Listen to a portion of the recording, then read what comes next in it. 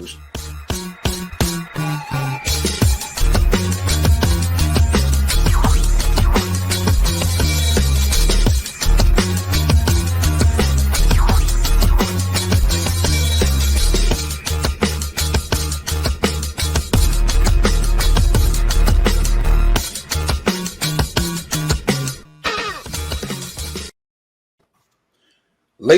and gentlemen, welcome to another episode of the Side to Side Sportscast, where it's your boys, Will, Wudi, and CJ, and we're here to break it on down from the court side, the ring side, the sidelines, and for them sports they play outdoors, we outside. It's the Side to Side Sportscast.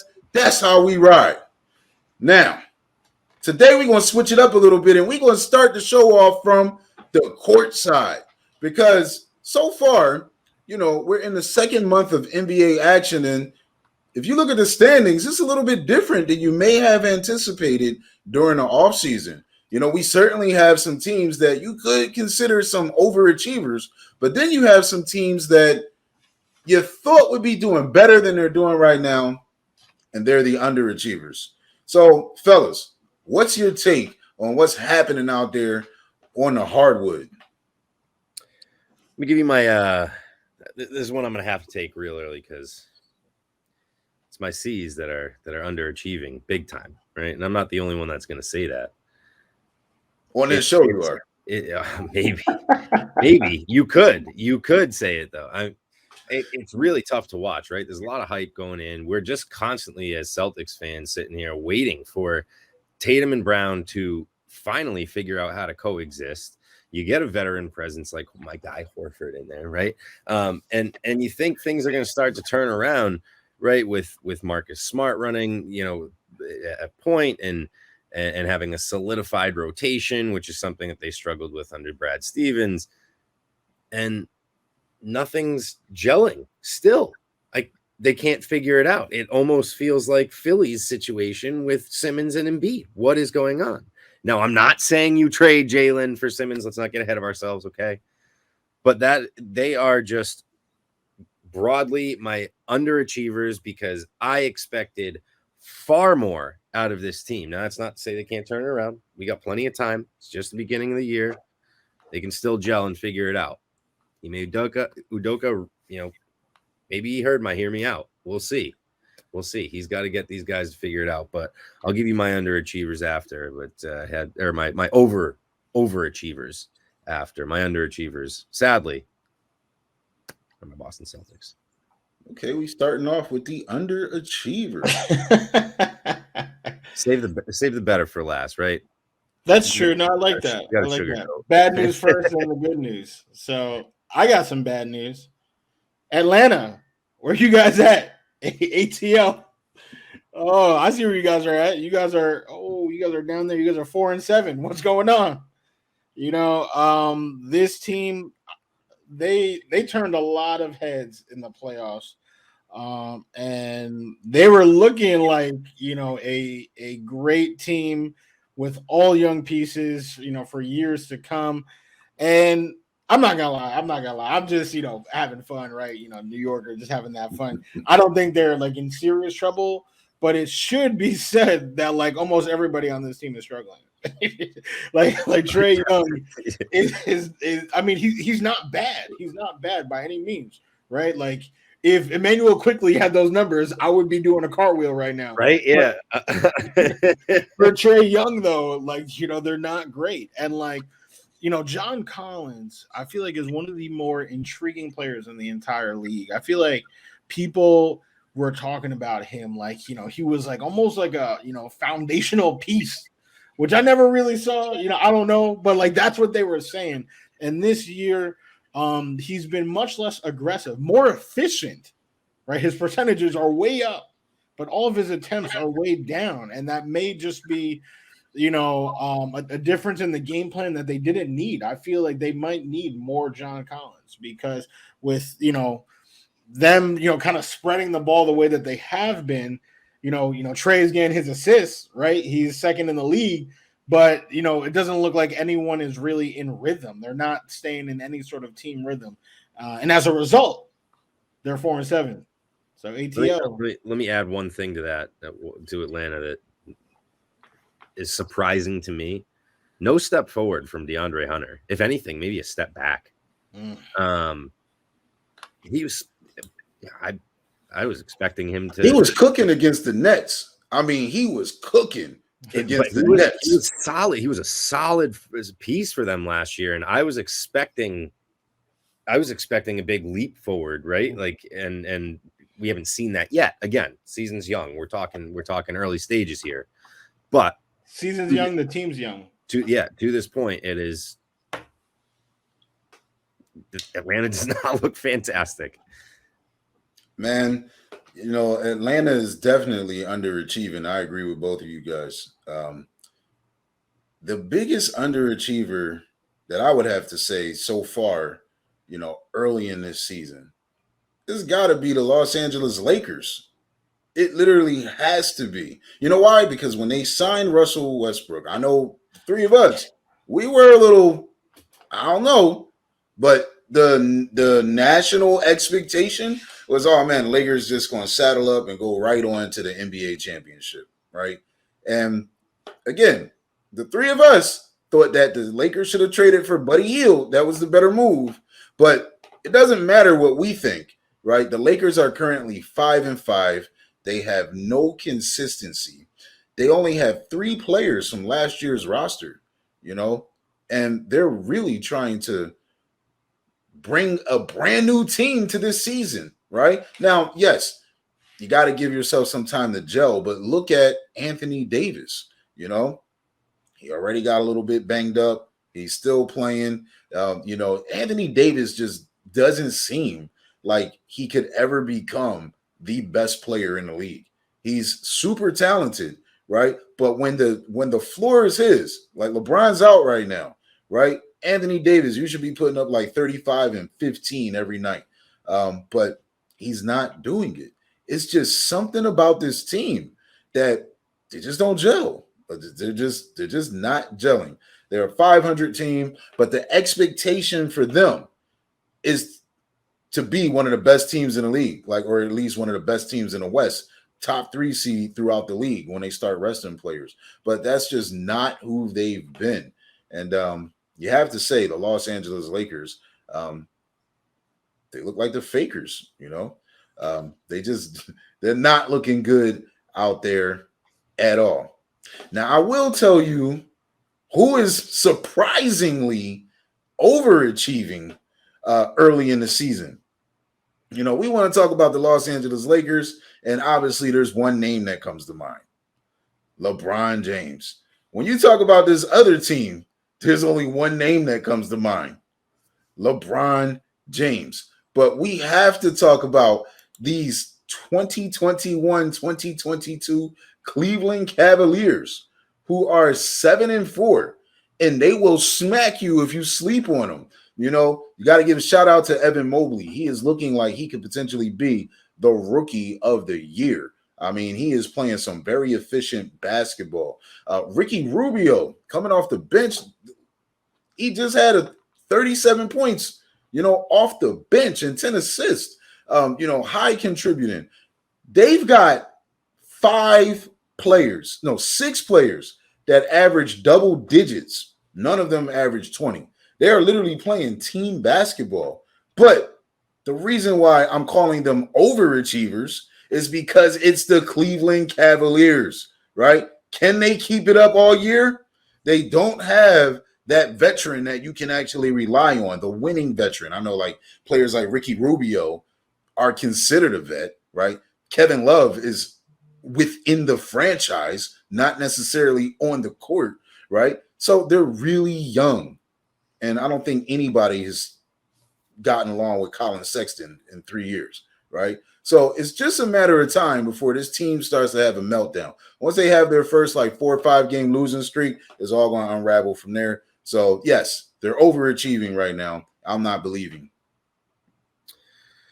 So overachieving and not believing. I don't believe in wizards, and I don't believe in these wizards. Spencer Dinwiddie, Bradley Beal, and Kyle Kuzma, the big three of Washington. I'm not buying it. Okay. All right. They're going to win some games, right? They'll compete. They have some young talent. I don't think that franchise wants them to limp into the playoffs, right? They would like to get another lottery pick. It's really interesting because they're going to come to a crossroads with Bradley Beal. And I don't know if you're going to be able to sell him on Dinwiddie and Kuzma as your future, your cornerstones, so to speak. It's going to be a very, very interesting trade deadline in the NBA. And I suspect that team might even get blown up. Wow. So there's my take. You might be seeing a bare bones team out of the Wizards, depending on where they are in the standings. Heck, if they're able to sit in the 4 or 5 seed going through the season, then they might just keep trying to compete. But that's why I'm thinking that they are overachieving. I'm not sure if you named the second best player on that team, but I like the Wizards. I'm not saying that they're going to be amazing. I think they are going to be a better team than the Cavs. But this boy Montrezl Harrell is trying to get some respect on his name. Come on. You didn't even say his name. I mean, he's averaging a career high in rebounds right now. I mean, this Wizards team, apart from Bradley Beal, these are guys that were seen as valuable players in the league 2 years ago. And then, some of them played with LeBron. Your return. KD, and then they were just discarded. And now here they are returning to form, all three of them. Your value of Montrezl Harrell is not shared by the NBA league owners, I don't think. I'm pretty sure you'd be able to fetch more out of all three of the guys singularly. So 17 and 9, being the second leading scorer on the team and the Wizards, who he's getting a lot of time with, right? Like we've seen decent players on crappy teams get a lot of minutes and put up big numbers. It's not rocket science, right? If you get a lot of minutes and you're sitting, I mean, what you want Mitchell Robinson to play a whole bunch? He was doing work on the Clippers, which was a play. He was doing work on the Lakers. Somebody needs to grab Frank Vogel by the neck and ask him, why did he take Montrezl Harrell off the court last year? Because he was a steady coming off the bench. He could get you 15. He could get you close to 10 rebounds off the bench. He actually looked good out there with Anthony Davis. I'm not saying he's a bad player, guys. You literally just said crappy players, blah, blah, blah, blah. All right. You just said I'm not saying Montrezl Harrell is a bad player. We've seen decent players be on bad teams, get a lot of minutes, and do. You are the stat sergeant. You should be worshiping the ground that Montrezl walks on. He is the second most valuable player on this team. What are you talking about? They still have Daniel Gafford as a starting center on the roster, and Montrezl Harrell got those minutes because Gafford went down, right? Like you're talking about somebody who is like, yes, 17-9. That's excellent, right? Like I have no problem with that. Kuzma's at 14. Kuzma's almost averaging a double-double at this point. Yeah, but it's right, but he's Montrezl Harrell. You can't make that argument when you could just say, all right, well, he's Montrezl Harrell. Montrezl Harrell is fine. He's come off the bench. He's been an excellent sixth man. He's an undersized big. Where he doesn't shoot, he isn't spacing the floor for you, right? There is a spot for Montrezl Harrell on a team, but he's again in this modern NBA, people who don't space the floor. I have a tough time. Here's what I don't get. All 5 players don't have to space the floor. Like you don't have to have 5. It's very, very helpful. No, let's talk about Gafford. Gafford's starting, but he's only playing 19 minutes. You see, Montrezl Harrell, he was the former 6th man of the year. No matter what, he's going to come off of your bench, right? So that's what he does. He brings that energy off of your bench. He is an undersized big. He's going to abuse that second lineup, right? And we're not saying that Montrezl Harrell should be on the all-star ballot, but he's the second best player on the Wizards. who You guys are treating tried. Montrezl Harrell like I treat Al Horford and Chris Middleton. That's No. not true at all. That's No, not because true you at think all. Al Horford is a borderline Hall of Montrezl Famer. Harrell, you guys, You do. do you know You who's think that. all right? Daniel Gafford was out. Okay.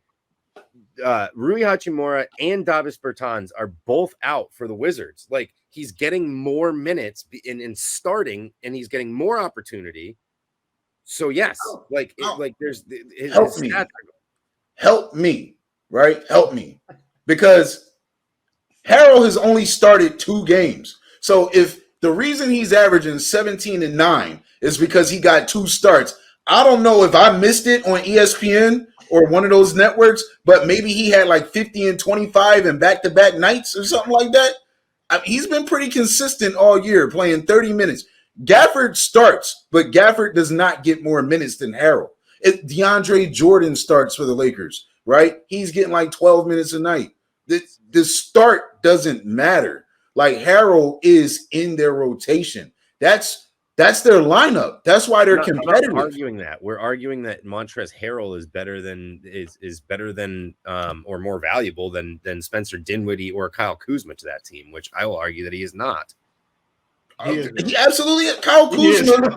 Listen, Kyle Kuzma is, you're the stat sergeant, right? Yes. Shooting percentage. He's basically a power forward version of Russell Westbrook out there. He's up and down. He's streaky, right? You know, Spencer Dinwiddie, he's actually one of my favorite players in the league. I love Spencer Dinwiddie's game. Like, he is a solid point guard. He's like, and in New York, like in Brooklyn, man, like the whole city loves him.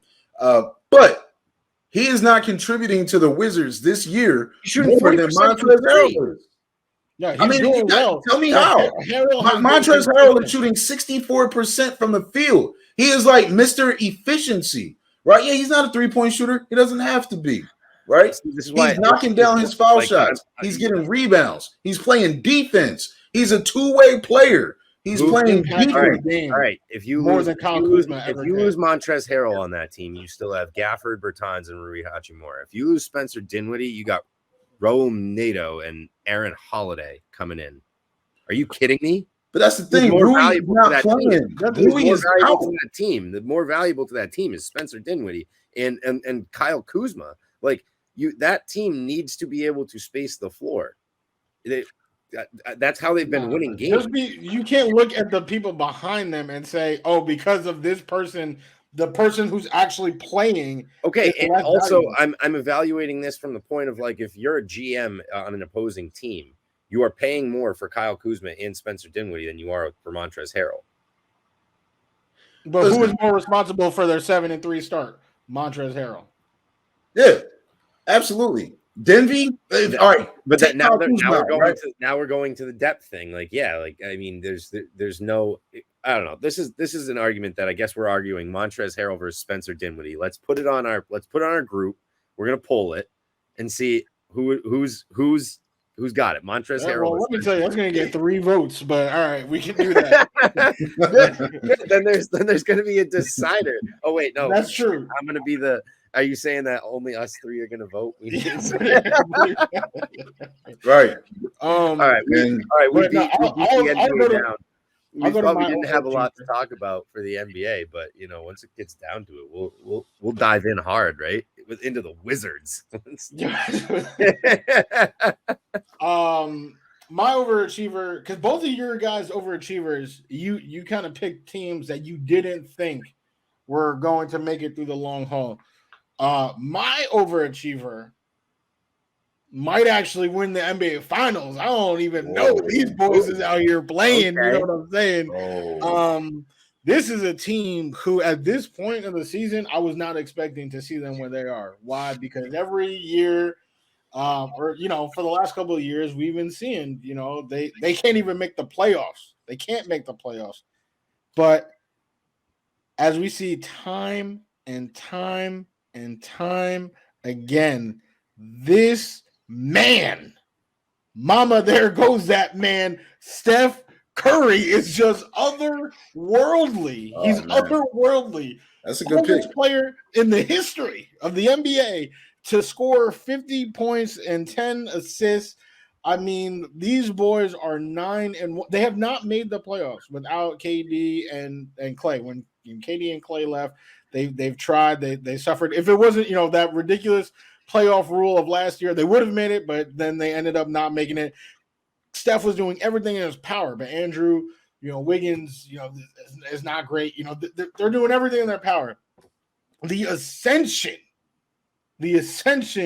of this boy, Jordan Poole, the whole team. I mean, you want to talk about as a team, they are first in the league in points per game. They are third in field goal percentage, first in 3-point percentage, first in assists. They are fourth in rebounds and fourth in steals. I mean, these guys are all over both sides of the court. They are playing offense. They are playing defense. And that's a very underrated aspect of this Warriors dynasty. Everyone talks about the threes, the Splash Brothers. They were consistently one of the best defensive teams in the league for those championship seasons. And we're seeing it. I'm sure the glove is smiling every time he gets to watch his son play for those 14 minutes and play hard defense. And I'm not even saying that as a slight, because he's had plenty of highlight dunks and doing all these things up and down the floor. I mean, this is an exciting team to watch. They've lost one time in 10 games. They're undefeated in their arena. I mean, at home.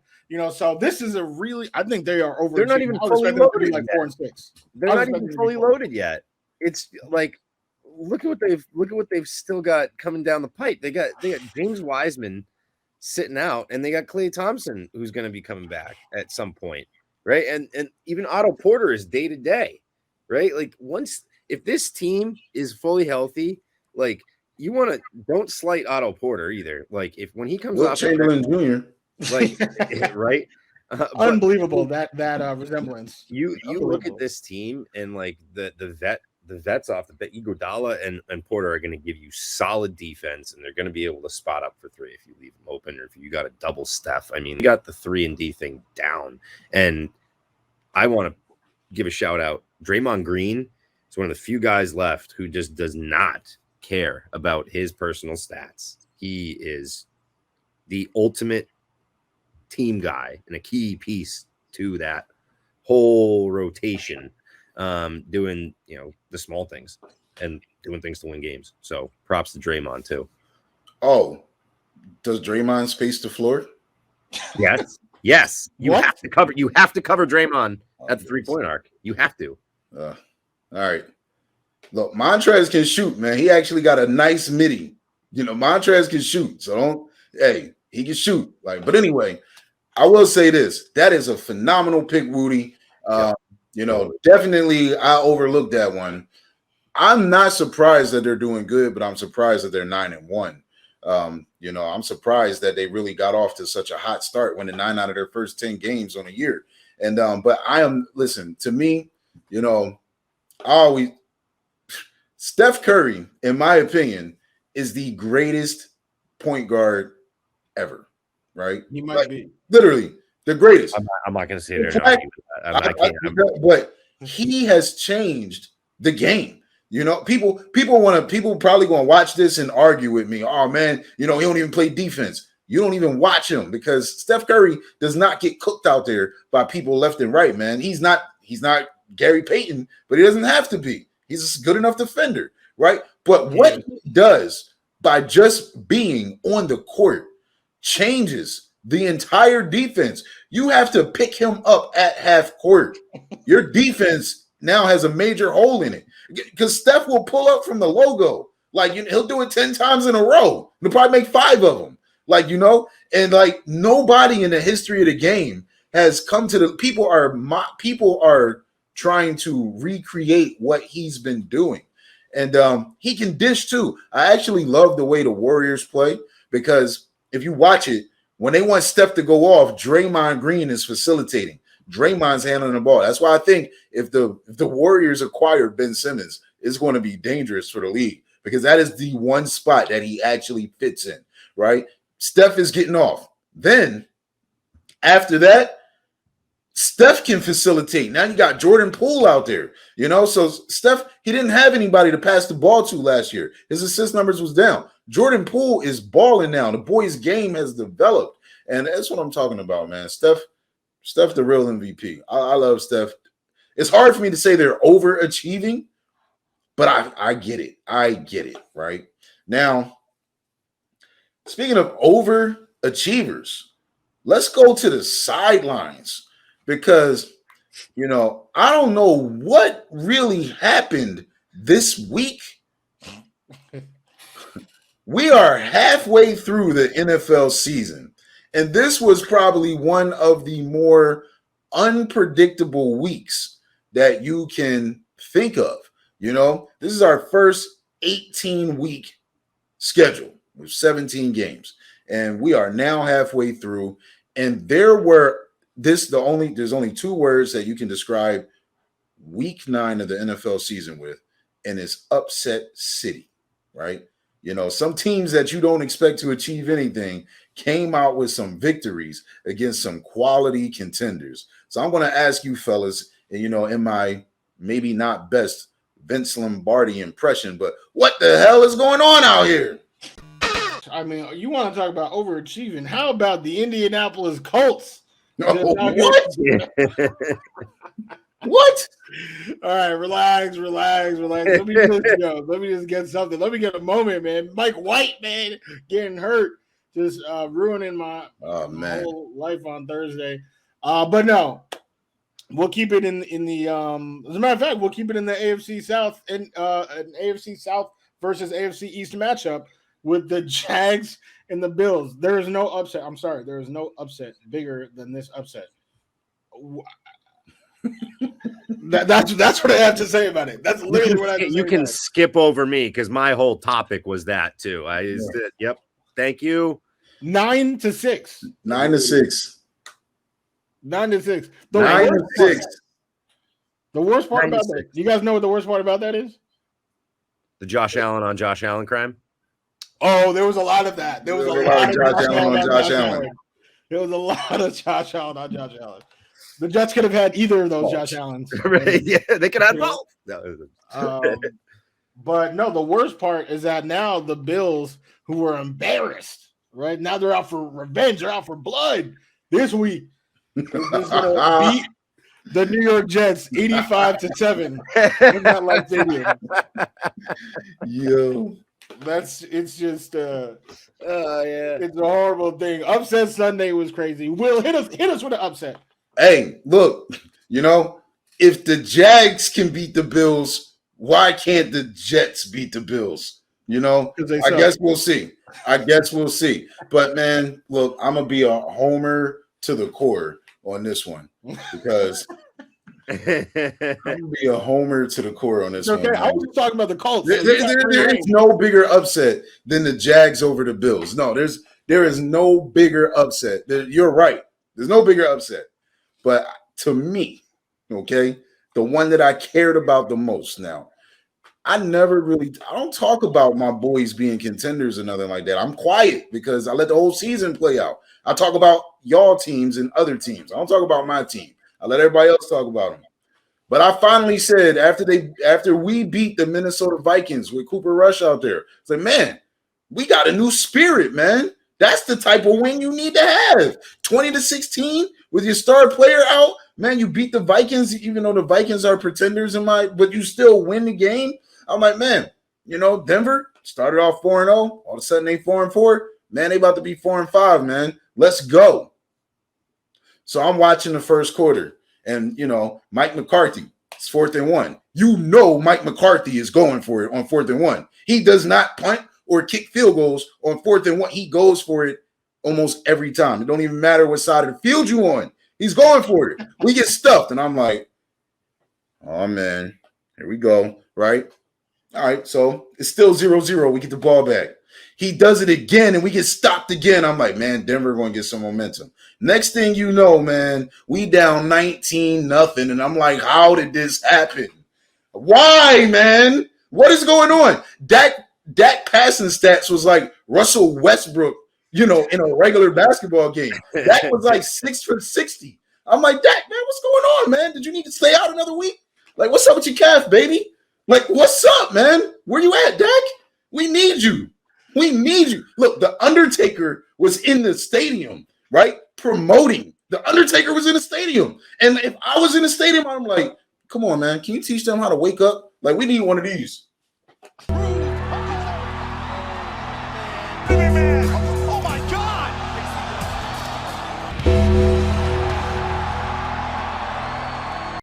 Like, we need one of these bad, man. This is the Denver freaking Broncos that just traded Von Miller.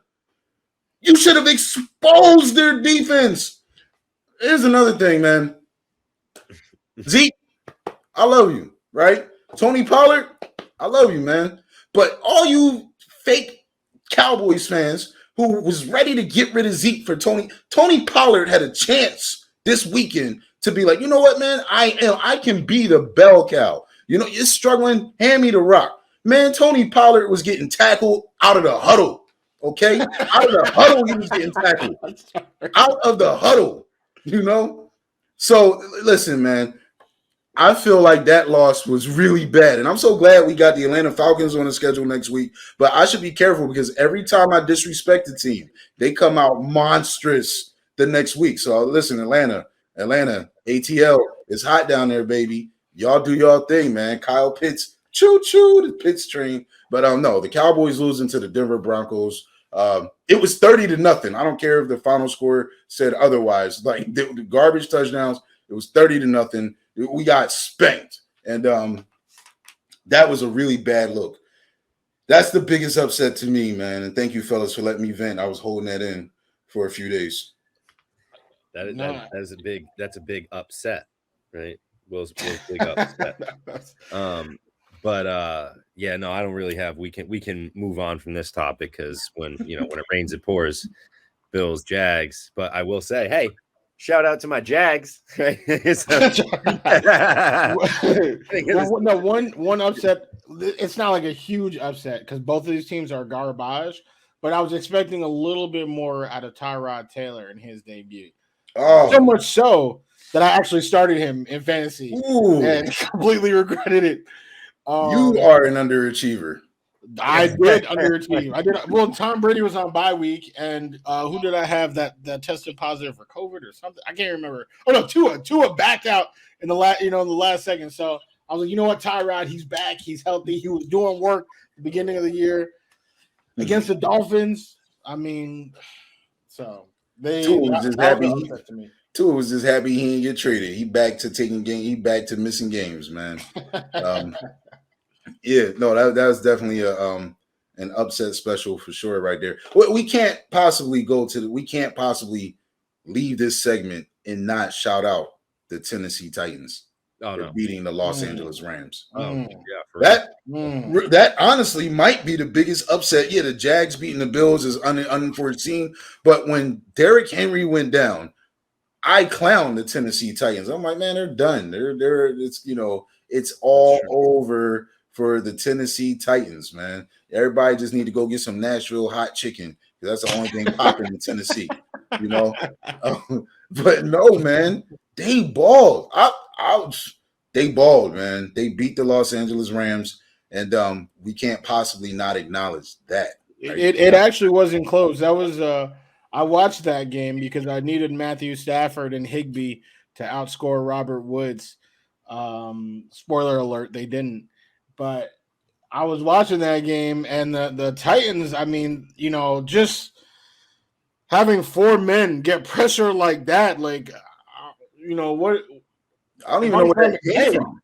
Or somebody. I mean, what's good with their line, with the Rams line? Like it was embarrassing to watch. Yeah, and I did write down props to Mike Vrabel. I didn't know if we were going to get down to this, but Vrabel coached that team well this week, and I mean, we've been shouting out the Rams left and right this season. That team is loaded, right? Like they are. I love seeing them lose. Loaded. They're a fun team to watch. I mean, I don't have a problem watching the Rams. They're at my conference. What did they do to you? They look, any team that's good in the NFL, I hate. Like, until my Cowboys is winning Super Bowls again, I'm a hater. I'm going to hate every team. So you're going to hate for the next 50 years? That's what you said? Oh, my gosh. All right, we're not going to go there, man. You know where we're going to go? We're going to go to this Thursday night game where we got The Baltimore Ravens going up against the Miami Dolphins. What a fire matchup. Oh, listen, God, hey, the Thursday night games haven't been the greatest this year. I've had this one marked. They've had some good ones. No, we've had some good ones. I'm saying, like, if you just look at the matchup before the game, you're like, I could miss that game. But when you start watching the games actually turn out to be pretty good. So the games have been good. It's just the matchups haven't really been too appealing. So we could be in for a really good game this week, with the Ravens going to Miami. You got Action Jackson, right? Now, I'll just give you my take on the game. I think the Ravens are going to win a lot to a little bit. Don't really know what the score is going to be, but it's going to be Baltimore a lot, Miami a little bit. The Miami Dolphins have the third worst passing defense in the NFL. And look, Hollywood Brown and Action Jackson, they're making connections. Rashad Bateman is in the building now, right? And we already know what your boy Andrews does. It's going to be really hard for the Dolphins to stop this offense.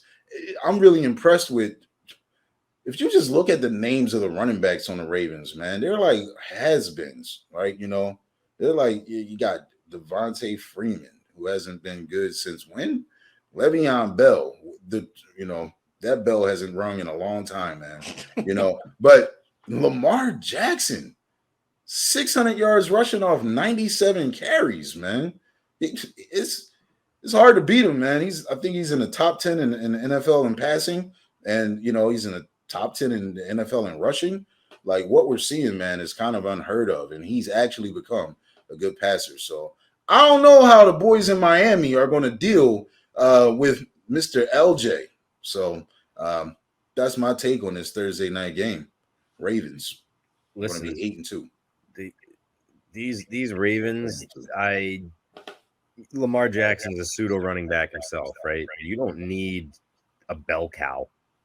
They can get by with Freeman, Bell, and Murray, and they've literally almost all split carries pretty evenly. So, just go run the option. Make sure that these guys know how to run the option. They're smart enough. They're vets. They're not going to screw up. They're going to make sure they block the right guys. That's all you need when you got Jackson running back there. And then one thing that I do want to point out, and you mentioned it briefly, is that I think Bateman's here to stay. I think we're going to see some good games out of Bateman down the stretch as Lamar starts to gain a little bit more of a rapport with him. So I wrote down the same thing you did, Gaddy. Ravens a lot, Dolphins a little. This one's not going to be too fun past halftime. So I'm probably going to tune in and then fall asleep because I don't think the Dolphins are really going anywhere or going to be surprising me at any point in that game. I just want to ask, before you speak, Wudi, do we need to press pause on the Sportscast so you can go get your Miami Dolphins hat? Because I know that was your second team you was repping earlier in the year before the season started. Go ahead. Jalen Waddle, what is he going to do to the Ravens? Tell us, man. I see why your rating is so high on our website. Everyone go check it out, sidetosidesports.com. Let's talk about this game. The Ravens, if you ask me, they have a tendency to play up and down to their competition. All right. We've seen them in some, precarious situation. It's like, wow, how are the Ravens in this situation? Just because sometimes they don't bring their A game. They literally match the intensity of their opponent. Am I saying that they're going to lose? Am I saying that? The answer to that is no, I'm not saying that.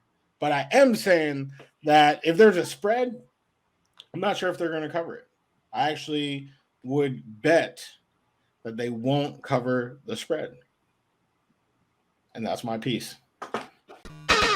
We are halfway through the season, and I think we should cover who some of the best performers are. If the season ended today, who would win certain awards? Who would be your MVP? Who would be your defensive player of the year? Who would be your defensive rookie of the year? Who would be your offensive rookie of the year?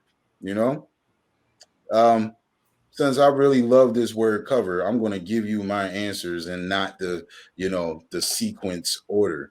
But defensive player of the year so far, even though we just got rocked and he wasn't really covering much, he's done enough over the first 8 games of the season, and I have to give it to Trayvon Diggs. 7 interceptions in 8 games, 2 touchdowns, right? The boys put up numbers, right? So right now, he's probably having the best defensive performance in the year. But I also have to give CJ's boy, J.C. Jackson, some credit, man, because he is out there covering, man. He is a tough matchup, man.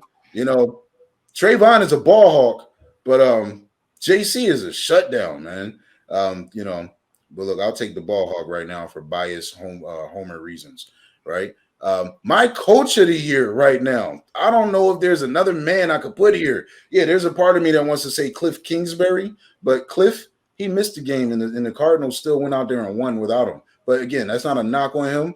He does a good job with managing his staff. But Mike Vrabel, you have had no play from Ryan Tannehill. Looks like he's in Miami again, playing under Adam Gase, right? That's what Ryan Tannehill looks like. When Derrick Henry goes down, I just figured you go down too. But man, you go out there and beat the LA Rams, and you make a statement for coach of the year. So halfway through the season, Mike Vrabel is my coach of the year. Defensive rookie of the year. I don't even think you could call me a homer for this one. It is Micah Parsons.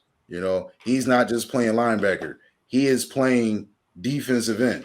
52 tackles, 10 tackles for loss, and 5 sacks on the year, man. He is all over the place. This boy goes sideline to sideline. Great draft pick by the Dallas Cowboys. And then I would have to say my offensive rookie of the year that one was tough, but I'm gonna have to give it to Jamar Chase. The past couple of weeks haven't been as ferocious as he started off, but he's still lighting it up halfway through the season. If you look at him in grand total of things, I'm going with Jamar Chase as my league offensive rookie of the year.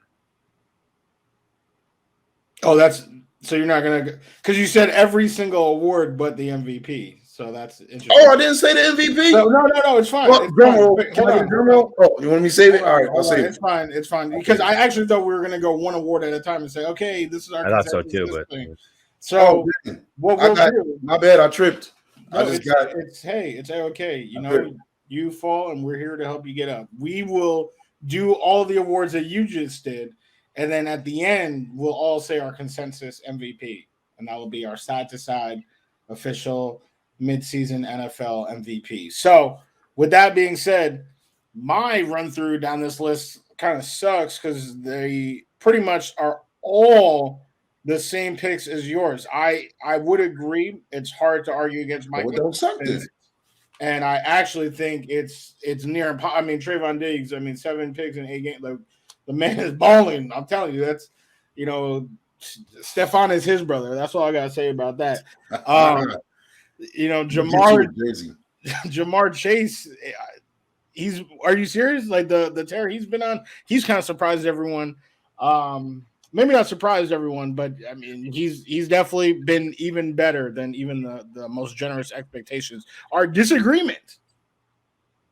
You already said his name, but you didn't give it the respect. You said it's not a knock, and then you still knocked him anyway. Cliff Kingsbury is the clear coach of the year, and I'll tell you why. Because Mike Vrabel, he has, and I know I added an extra R to the pronunciation of his name, but he has a better roster than the Arizona Cardinals. Now, hold on. The Titans have been hurt a lot, but if you get the Titans in Madden or the Cardinals in Madden, the Titans are the better team. The Titans ain't Madden. I'm just saying they got a better. Mike has more to work with than Cliff has had to work with, and Cliff has maximized. He has squeezed all the juice. He has squeezed that juice out of the Cardinals and brought them to just one loss in this season. I think what he's doing. Not one person. Stop this. Everyone was saying that the Titans were going to win their division. There was not one person, not even CJ, the biggest Cardinal fans on planet Earth, was saying that the Cardinals were going to win the NFC West. Look who else is in the division. Who else is in the division? Are you serious? Why would anybody say that about It's me and Woody's favorite division. What are you talking about? I'm talking about the Titans. Why wouldn't they win their division? Look who's in their division. Colts. The Colts were supposed to give him a run, right? Man, Carson Wentz. That's all I gotta say about that. You like Carson Wentz? Don't be mean. Oh, I like Carson Wentz, but I don't think he's that good. All right. All I'm saying is, let's go ahead, man. Cliff has done more with less. He is the coach of the year. That is the end of my picks.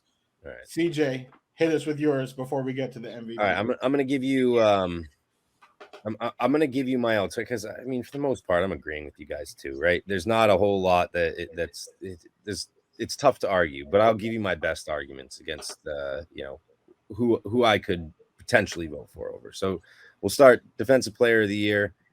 I'm in agreement, but you look at the stats, 12 sacks in 9 games ain't too bad either for Myles Garrett. I'm not going to make too much of a case because the interception numbers are, I mean, well, is it another Revis? You know what I mean? It's like, it's hard to say, Diggs doesn't deserve that award. So I'm not going to argue too hard, but I do want to say Garrett, props to Garrett, 12 sacks, 9 games. He's on a torrid pace himself. My rookie of the year, I'm just going to give you guys that I think could potentially make an argument. Mac Jones, my guy, right? I knew. Come on. I mean, again, I'm agreeing. Chase, I'd give it to Chase too, right? But the only other argument here is potentially Mac Jones. There's no other rookie on that. Harris, but I mean, the way that Mac Jones is actually elevating his game too, week to week. I mean, they haven't allowed him to throw the deep ball yet. He's the best deep ball passer. We don't have throwing Aguilar and Bourne. There's just not a whole lot out there, right? We got to get him some weapons. Okay. Now, the last one I wanted to bring up is Pat Surtain.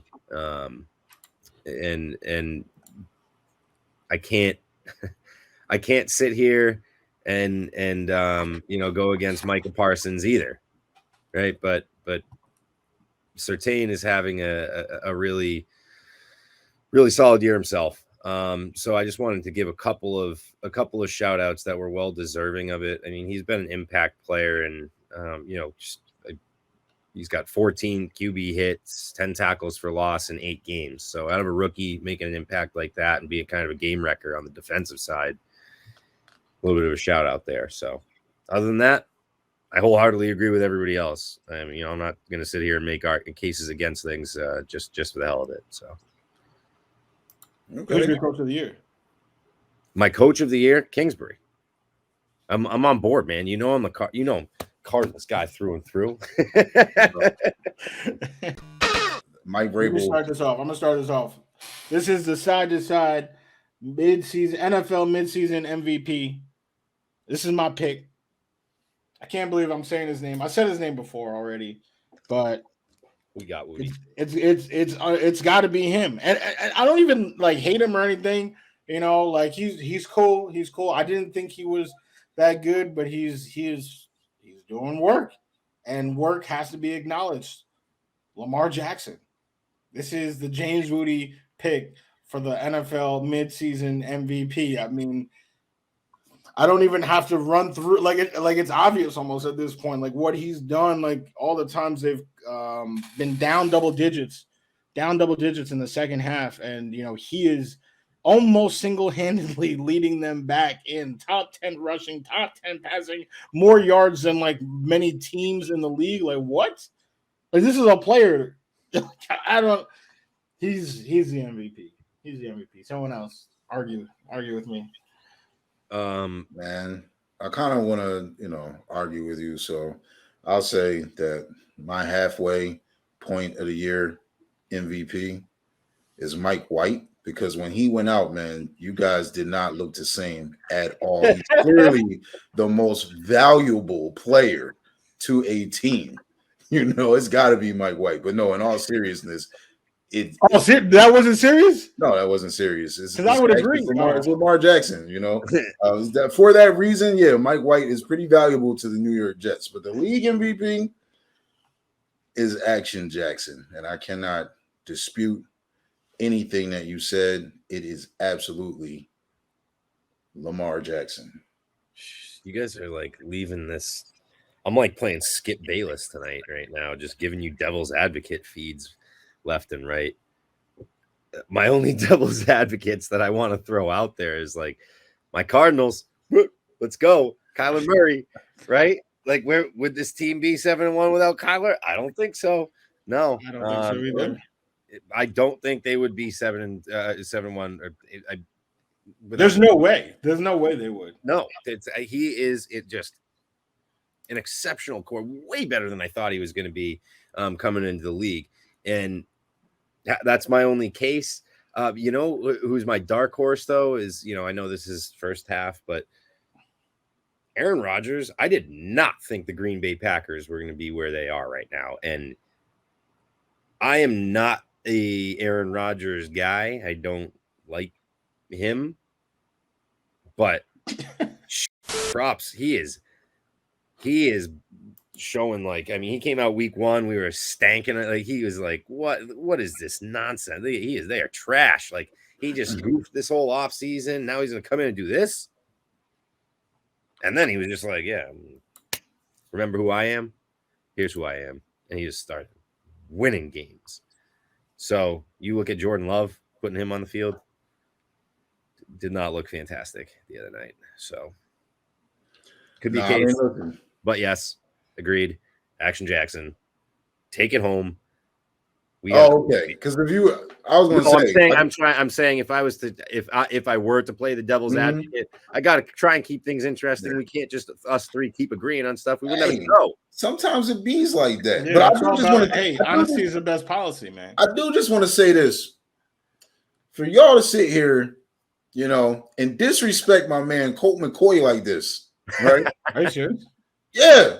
Come Colt on McCoy now. So you think led the Cardinals to a 31-17 victory, not Kyler Murray, right? So would they be 8-1 without Kyler? Okay, I'm not going to just overreact to this Colt McCoy game, right? But this team is really good. They won a game without their quarterback, right? And listen, you can't say that about Lamar Jackson, man. The Ravens without Lamar Jackson may look like the Houston Texans this year, to be honest with you. Right, it might look really bad out there. I mean, you don't know anything about Hollywood. Yeah. What do you mean, Hollywood? But who's going to get him the ball? What do you mean? Who's going to get him? The quarterback.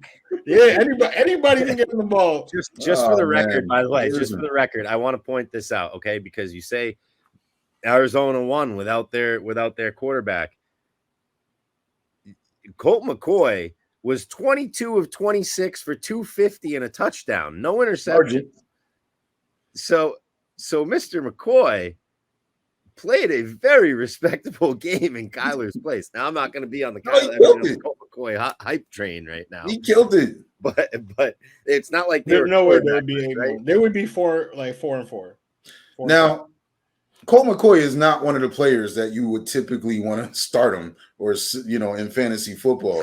But he's definitely a player that I always value as a backup. He's not Chase Daniel, okay? No, I think he's a good backup quarterback. But, let's talk about this week. Let's end our show with some fantasy football spotlights, right? Yeah. And let's begin it with this year fantasy Midseason Awards, right? So, who do you got as – I'll tell you what, Midseason Awards or who's carrying the torch in the second half, right?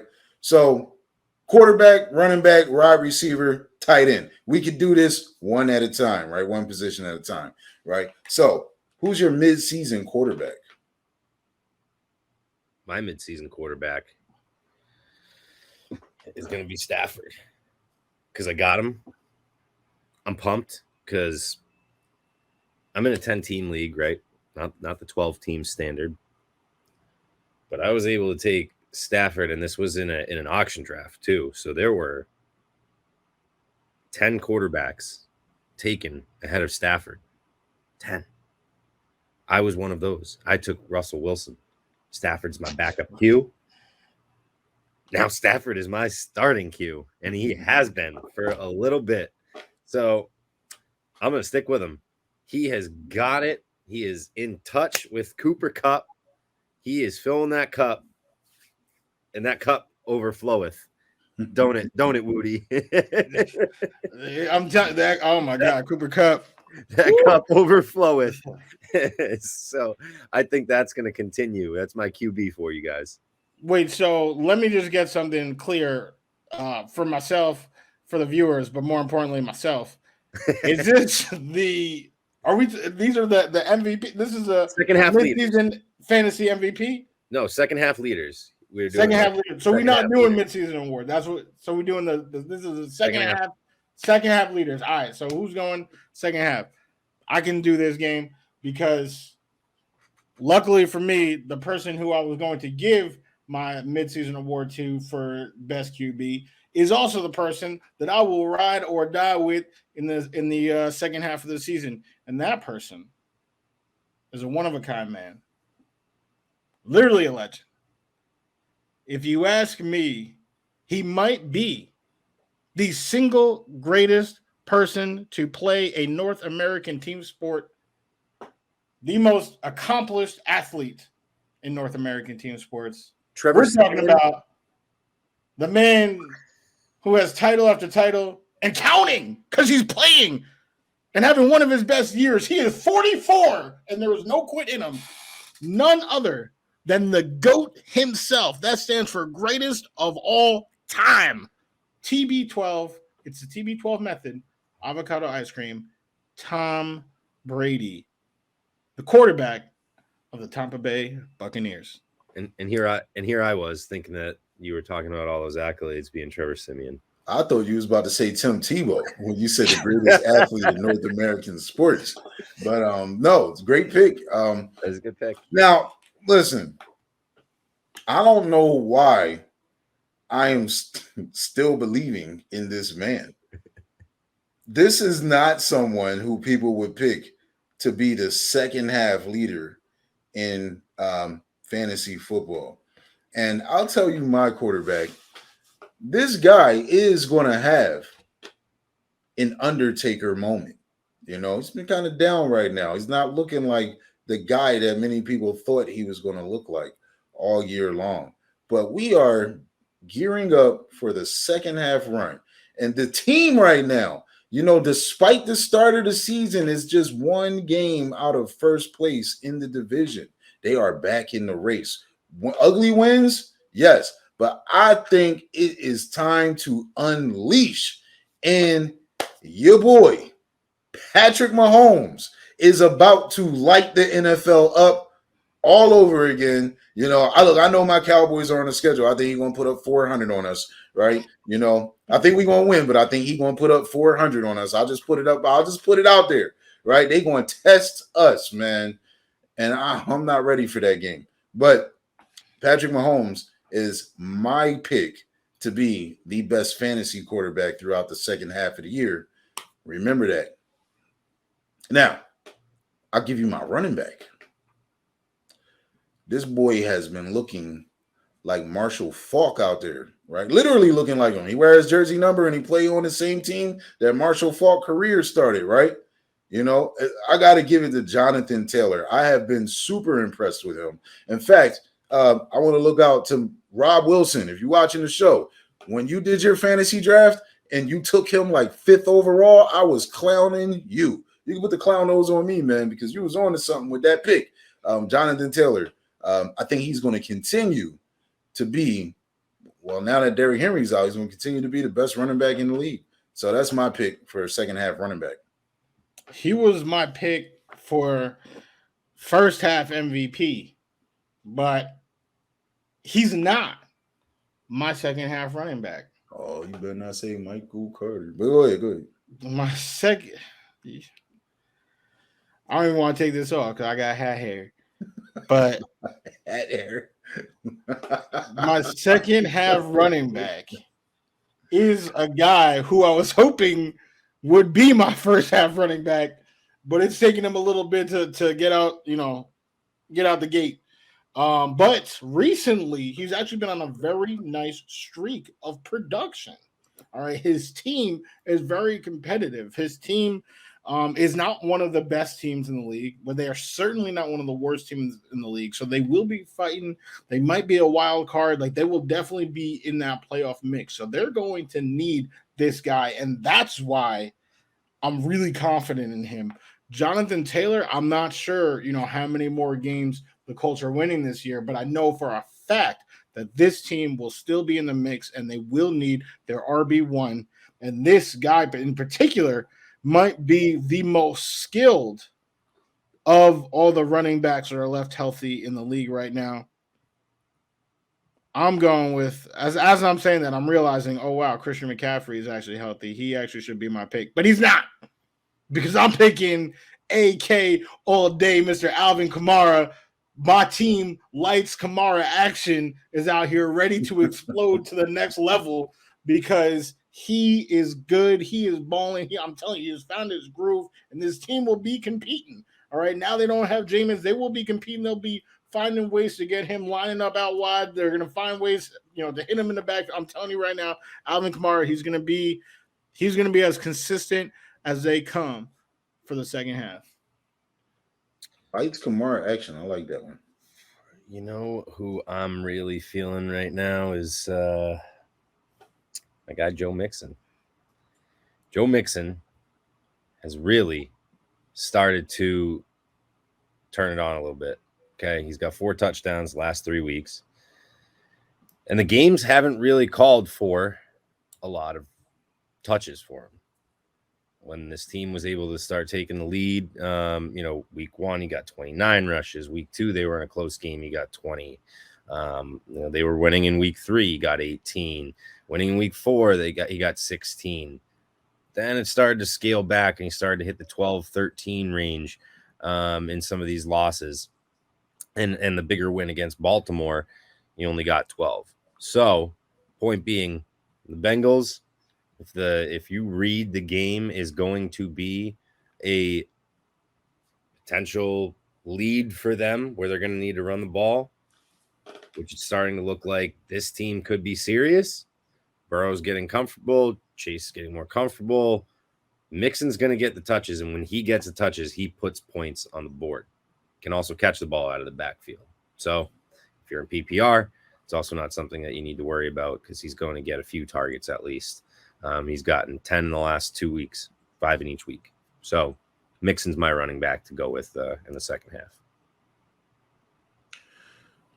That's not bad. Not bad. That's not bad insight. It's not a player that I would have thought of. Is Joe Mixon on your fantasy team? Yep, I traded for him. I did not draft Joe Mixon, but he's been a pleasant surprise. Ladies and gentlemen, that's why CJ picked Joe Mixon. He just invested a lot in him. Let's go, Joe. He had to pick him. Let me start with the wide receiver. This one I don't know because you started. I'm not complaining. I just think I know who you're gonna pick. It's not Corey Davis. All right, you calm down. Relax. Right? No, this person. If we did the awards, guys, fans out there, let me tell you, if we did the awards, I would have given this man every single award I could have possibly given him. Based on the awards that we had, I think I could have given him 3. But instead, I'll just tell you that I would have given him 3 and then hype him up as he was a wide receiver for the first half. He's a wide receiver for the second half. He's a wide receiver for next year. He is a wide receiver until Matthew Stafford retires. I'm talking about Cooper Kupp. The man, his cup has indeed runneth over. This man is on a tear. Matthew Stafford has transformed him from a pretty good receiver to one of the best in the game. That's what happens when you align with an elite QB. Okay, this is what happens. This is that Brady to Welker, this Brady to Edelman type deal. You got, well, honestly, Kupp is better than both those guys. I'm telling you right now, this is a special connection that you can feel comfortable riding to the end. Poor Robert Woods. I feel so bad for everyone who picked him up thinking that he was going to be something, because he's ended up to be a whole bunch of nothing besides last week when he faced me in 3 of my leagues in fantasy. But other than that, he has been a whole bunch of nothing. So Cooper Kupp, he is the wide receiver of today, yesterday, and tomorrow. Holla at your boy. I'll holla. That's it. You're good. You made all my points. Thank you. Cooper Kupp, check. Money in the bank. And Gaddy, what you got for us? Hey, it's hard to not acknowledge that his cup continueth to runneth over. Cooper Kupp has 103 targets so far this year. 103 targets. That's the most targets in the NFL. So they are going to your boy. He's on pace for 2K. And I don't think that train is going to slow down. But if I had to pick a player that would probably rival him for the second half of the year, I'm going with a rookie, man, who has been lighting it up in Jamar Chase. Listen, man, DBs be chasing him, but they don't be catching him. Like Joe Burrow to Jamar Chase, man. It is LSU all over again, but I don't think he's going to have a better second half of the year than Cooper Kupp. So I'm not even going to go too far into that. But that is somebody that I definitely am confident in. Now, I'm going to tell you a tight end. And I'm going to continue with the theme that I've been going with so far. You want to talk about second half turnarounds, right? I'm going with this tight end who really hasn't been off to the greatest start this year. Got a lot of fantasy owners probably a little upset. Like, what is going on out there? The Vince Lombardi thing, right? But this week, you play against an opponent that you consistently trash. Like this, you own this team. Like, this is your fantasy week. Like, you get it done against these guys. And Travis Kelce against the Las Vegas Raiders. Last year, obviously, they played them twice as a division game. 8 catches, both games, over 100 yards and a touchdown, right? Las Vegas still can't figure out what to do with Travis Kelce. They're not going to know what to do with him this week. And then after that, you play the Dallas Cowboys. We can't cover tight ends. I've been saying it all along. We, the middle of the defense. If you attack us there, you got us, right? You caught us. You got us. We got to figure that out, right? Sideline to sideline, Michael Parsons is going to kill you. But the middle of the D, we are weak. And I'm scared of what Travis Kelce going to do that week. And back-to-back great weeks for him might just get the Chiefs rolling. And it's going to be hard to stop Travis the rest of the year. So I'd have to say he's going to lead tight end in the second half of the year. Let me first apologize to our fans that may have listened to me to sit James Conner last week and start Kyle Pitts. Really, really a tough bench there. Roughly 38 fantasy points sitting on the bench if you listen to me. So my bad. That said, I am still riding the choo-choo Pitts train. Let's go. Kyle Pitts, this guy is just a beast athlete. And he does not drop balls. That when you throw the ball to him, he is going to catch it. Matt Ryan is realizing that. He is feeding Pitts. Ridley is out a minimum of 3 weeks. Okay. We don't even know if he's coming back this season. Where are you going to throw the ball? I mean, there's only so many targets you can throw to Gage, and there's nothing impressive on that receiving core. Pitts is going to see a lot of red zone targets going forward too. He's a big guy. He's going to outmatch some linebackers, and there's going to be some cool mismatches going forward. So lay the money down. Kyle Pitts is going to be cashing in. Well, I actually agree with both of you. I had Kelce down as my first half MVP, and then second half moving forward, I was on the Pitts train too. Kelce he's had some big weeks. I mean, it's actually hard to find a consistent tight end that has been doing work. Like even like Dalton Schultz, who like had like 5 good weeks in a row, like had 3 decent weeks before then, and then 3 below average weeks after then. Like, people keep spiking. Gesicki is another one. TJ Hawkinson has actually been pretty good. Hawkinson's definitely in the mix for, the upper echelon of fantasy tight ends this year. But Kelsey, I mean, he's as good as they come. He was my pick. But moving forward, for every reason that my colleague CJ just said, I mean, Calvin Ridley, he's out. He's out. I'm my team. One of my teams is so bad. I just finally benched Allen Robinson for Russell Gage. So I do understand. The targets have to go somewhere. Honestly, for the most part, they've been going to Cordero Patterson, and he's been doing some serious work this year. But there is plenty of room in the Atlanta offense for Kyle Pitts. He is, in my opinion, the safest choice to move forward at the tight end position this year for the second half of fantasy. And love it. We agree on a lot, Wudi. I dig it, except for maybe Montrezl Harrell, but we'll save that. I can't even talk about that. I mean, that's blatant disrespect. But no disrespect to you, Montrez. Like you're very good on that team. I just prefer Spencer. He literally put you in the same sentence as crappy players. So stop. Hey, we would love to have Montrezl Harrell as a guest on the Side to Side Sportscast, right? I'll let him shit on me all day. Come on, let's go. Come on the show, do it live. In the summertime, that might be possible. We'll see what happens. But next week, we are going to have our first guest side to side with your boys next week. So we look forward to you. We thank you who viewed the show and listened to the show. Again, check us out, sidetosidesports.com. Fill out the guest request. Come on the show with your boys. We'll get you on the calendar, talk about some of the things that you're passionate about in sports right now. So that's all we got for today's show. We look forward to you. Hit us up on social media, S2S Sports. That's all we got. We out.